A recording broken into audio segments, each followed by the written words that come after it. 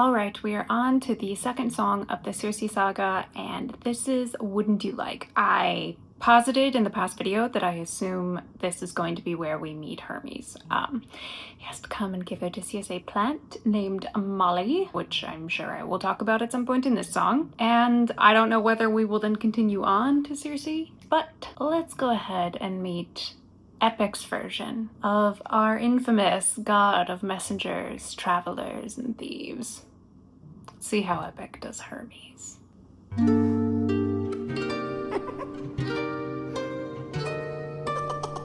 The laughter, it's so suiting for Hermes. I must say, what a brilliant speech you gave. Who goes there? Just a friend who could help you save your men. A foe like Circe's not to be messed with. You want to beat her, you'll need the blessing of a certain god. Divine intervention, someone who's not afraid to send a message. Nice nod to his role as god of messengers. Wouldn't you like a taste of the power? Wouldn't you like to use more than words? Is Hermes' instrument slash theme this idea of like synthwave-pop? Because I'm about it. I'm very much about it. I like it a lot. He is correct in the idea of divine intervention. The thing with this plant, Moly, is that humans cannot like harvest it. It's deadly to them. So you need a god to harvest it. Someone who isn't afraid to send a message. Nod to Hermes being a god of messengers, travelers, thieves. He's often called the messenger of the gods. That's not entirely true. That role was usually belonged to a goddess named Iris, and she is linked with the rainbow, very specifically. So Iris is usually known as the messenger of the gods, but Hermes is the messenger god, or the god of messengers. Trust me, you have to get into semantics and everything else when dealing with Greek mythology, because there are often multiple players linked with similar things, but how it is said makes a difference, like Apollo and Helios, and in this case Hermes and Iris, and the like. But I love this idea of Hermes coming in with like a giggle and a laugh, and it totally fits. It does also, for me, put into more sharp relief why I didn't like the portrayal of Iolus. It's too similar to what you would get with Hermes, and it ends up making this feel almost a little redundant, tonally. But that's just me. And let's continue, because I do like this voicing of Hermes. It feels very appropriate for Hermes as a character. Deep in the night, the fight lasts for hours. You can be hurt or you can beat her. Deep in the night, the fight lasts for hours. You can be hurt or you can beat her. I would guess and speculate that we are not going to have this idea of Odysseus sleeping with Circe, because he does. Like, he spends 3 straight days just like hanging around sleeping with her. I got a feeling we're not gonna do that here, because it seems like we're really trying to set up the idea of Odysseus and Penelope's this epic love story, and the idea of him sleeping with Circe to the ancient Greeks would not be that unusual, and it wouldn't detract from his love for Penelope. But in a modern context, we would have a much bigger issue with that. So I can totally imagine we're not gonna do that, and I bet when we hit Calypso we won't have that either. But that line makes me think of it as a double entendre, and I wonder if that is Jorge's way of like nodding to that's exactly what he does. Deep in the night, the fight lasts for hours. But he is also about to go into a game of wits, if you will, part of it being he does physically overpower her. Which doesn't matter that much, as Circe is immortal, but it's just a neat line. To me, it feels like it's a double entendre leaning towards what does actually happen in the Odyssey, and what I bet will not happen here in the musical. Wouldn't you like to have some of the magic? Wouldn't you like your outcome preferred? Deep in the night, the fight can be tragic. I'll help you conquer her. She can turn you to an animal that'll end up on her plate. She can all but make you fall in love like you're on your 100th date. She can also make you fall in love like you're on your 100th date. I would bet that is supposed to be a reference to Circe's involvement with Scylla and Glaucus. Now, the story of Scylla and Glaucus, our most well-known source for that, is a Roman source, so it's why I haven't mentioned it. And it was that Glaucus asked Circe to make a kind of like love potion, if you will, because he fell in love with Scylla. Scylla rejected him, but he went to Circe and was like, can you help me? Now, Circe had a thing for Glaucus, and he had rejected her because he was only interested in Scylla, so kind of stupid to ask the person who you rejected to make you a love potion, basically to help you get another girl, but whatever. Circe does not make the love potion. She makes something that turns Scylla into a monster.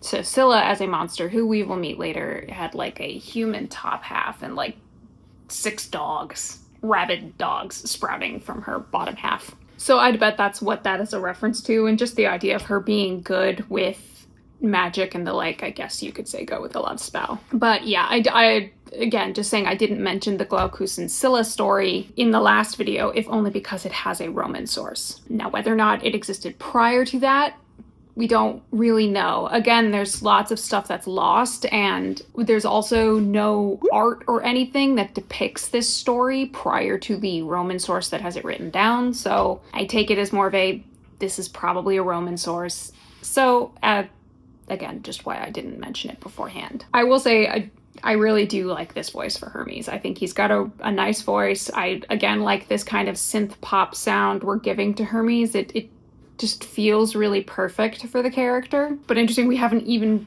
totally talked about Moly yet, but we are only 1 minute into like a 3-minute song, so. She can conjure up a monster that'll grind you to the bones. She has all the ways to haunt you when you take her on alone. Wouldn't you like a taste of the power? Wouldn't you like to use more than words? Deep in the night, the fight lasts for hours. You can be hurt or you can be turned. Wouldn't you like to have some of the magic? Wouldn't you like your outcome preferred? That harmony is so nice though. Wouldn't you like da da da da da da da da da da da. While Hermes is holding the note reasonably steady, that's really cool.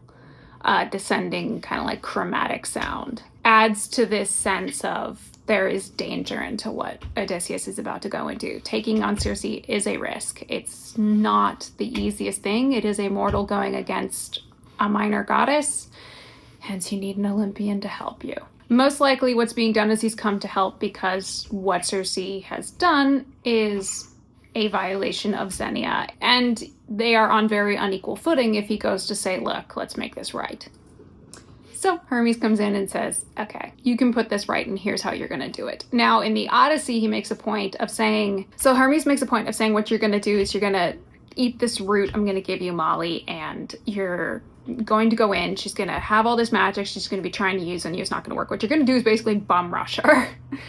You're gonna rush her with your sword and you're gonna threaten her. And she will then try to use the fact that she's, you know, a woman. She will try and seduce you to get out of the situation. But what you do is exact a promise from her, like exact an apology and exact a promise from her that she's not gonna try and pull any further tricks on you or on your men. And there you go, you can take her to bed. Now, I'm sure that brings to a lot of people a question of how much consent is involved of Odysseus being seduced. While Circe is trying seduction in that moment, the moment that she apologizes and, you know, makes to change the men back and offers up that promise of I'm not going to hurt you and all that, and she's going to be bound by this promise, Zenia is actually resolved, because what has happened is an apology and a correction of the events. And so Odysseus going to sleep with Circe is actually totally in line with Zenia. She is essentially the host, the master of the house. She is allowed to offer herself in that way, as she is an unmarried woman. When she is offering it, it's not something that Odysseus is stealing or taking. So again, we're still completely in line with Zenia because it has been resolved. And that's essentially what Hermes is telling Odysseus to do. He's telling her to resolve the Zenia problem, if you will, and therefore he will then be able to continue on and get what he wants. Because once the Zenia problem is resolved, there's no real conflict on what's happening here. And Odysseus stays 3 days, kind of because he wants to, and it's taking care of him, and because Circe and her handmaidens basically take care of him and the men, as a proper hostess would. And when he says he wants to go, she lets him go. Like, she doesn't hold him hostage. So the question of consent isn't really that much of a question in this case. When we get to Calypso, that's a different question. But again, it's pretty clear, I think, that the musical is not going to involve the seduction route, in which Odysseus spends 3 days shacking up with Circe, which ends up being 3 years. And that is why Hermes is not mentioning it. And he's focusing very specifically on the idea that she can use magic and change you into an animal. And that's what I'm going to help you with. Deep in the night, the fight can be tragic. I'll help you conquer her. Oh, okay. Here in the root of this flower, there lies such a power to take her on. You must consume and digest it, then you'll manifest a being of your creation. All you need's imagination, though it's only for a moment. Till you've beaten your opponent. Okay, so that's not what happens in the Odyssey. That's unique. It's not about them summoning creatures or anything. It's literally he just physically rushes her. And because he's immune to her magic, he's briefly, in a moment, able to be like, I can legitimately fuck you up. And she gives in. This is clearly, I think, being done to make it more dramatic than just being immune to her magic. Sure, why not, I guess. This feels almost more like it's closer to what goes on with Zeus and Metis. This actually leads directly to the birth of Athena. The idea of Zeus and Metis is he had heard that any son that she bore him would be able to overthrow him in the same way that he overthrew Kronos, and Kronos in turn had overthrown Uranos. Metis, who is very bright, he starts getting into a contest with her of who can change into first, like, the biggest animal, and then who can shapeshift into the smallest. And because she's competitive with him and it's all in good fun, at one point when she changes into the smallest, which is like some sort of small fly, he swallows her. And that is where later Athena is birthed fully formed from his head. So what's happening here sounds more like what happens in the story of Zeus and Metis, which then leads to the birthing of Athena. It's nothing like this at all happens in the Odyssey, and isn't linked at all with Circe and how she goes about using her magic. She does not summon creatures to do things, she just turns people into creatures. Again, I think from a narrative standpoint, this is just being done to make it more dramatic. And kind of sure, why not, I guess. You know, if you're going to be making the stop a lot shorter, I would think when you've got they're probably not going to hang here for 3 days, which can cause problems because those 3 days end up actually being 3 years because time sort of moves differently on Aia compared to the rest of the world. And if you want to then pad out that time you're not going to spend with them basically shocking up for 3 days, sure, give them a fight sequence, I guess. Why not? Like, for me, there's no real reason for it, but like I'm not angry at it. Like, it's just sort of a change where I think I could see why it's being done and just sort of sure, why not, I guess. And I call this route Holy Moly.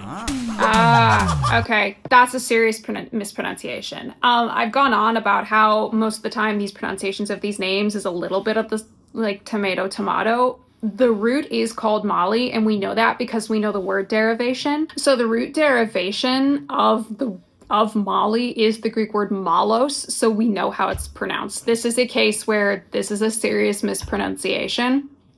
And I get that you want to make the joke of holy moly, but the root is pronounced Moly. So Moly is an herb that's basically described as having like a black root and a white flower. And it's, again, completely dangerous for a mortal to try and pick it and harvest it. And the origin of this root goes back to something that is known as the Gigantomachia. So the Gigantomachia was a war between the Olympians and these giants. During the Gigantomachia, Circe was on this island, Aia, already, and there's a particular giant named Picolaus, and he basically flees the war like a coward. And he flees to Aia, and he sees Circe there, and he just decides to kick her off her own island, and Circe basically calls out for help. And so what happens is her father Helios, who, despite being in the middle of the fight, hears her, and he shows up and slays Picolaus, and Picolaus dies. And it is said that in that spot where he died, his blood, which was black, like saturated the soil, and from it came this root, and that is actually why it has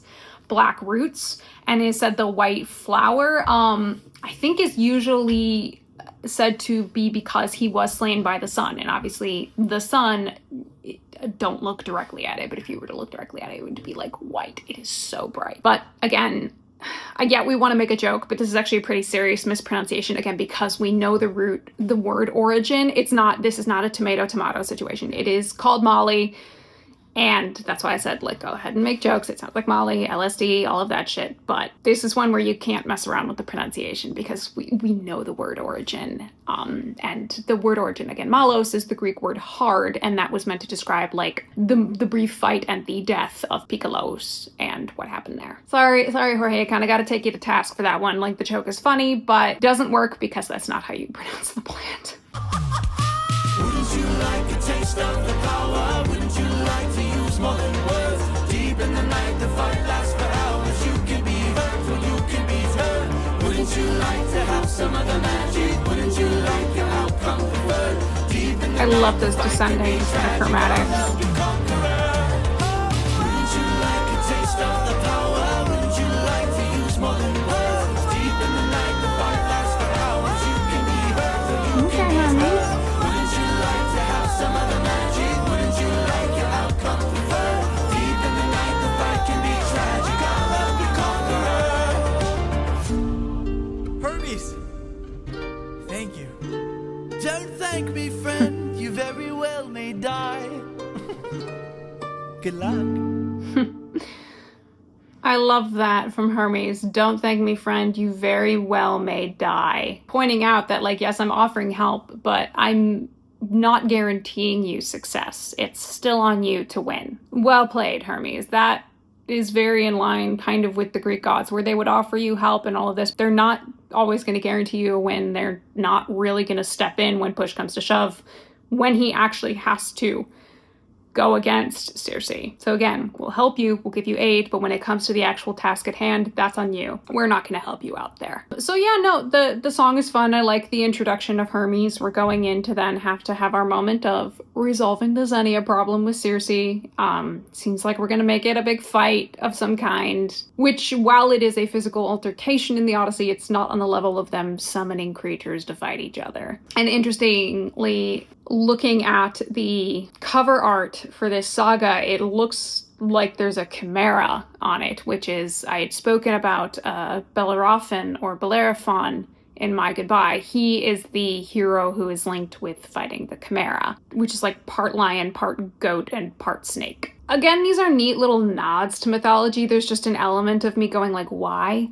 I'm very much somebody, when it comes to adaptation, I like intentional changes. I like sure, there's absolutely no problem with having moments of like, but it's fun, or kind of, why not? But I'm just I much more prefer, and I think it is better to make intentional choices and changes. There should be intent behind what you're doing. What's the intent of creating this fight with Circe? Again, I wager it's to fill out time, essentially, because you're not going to do the entirety of the seduction. I can just bet he's not.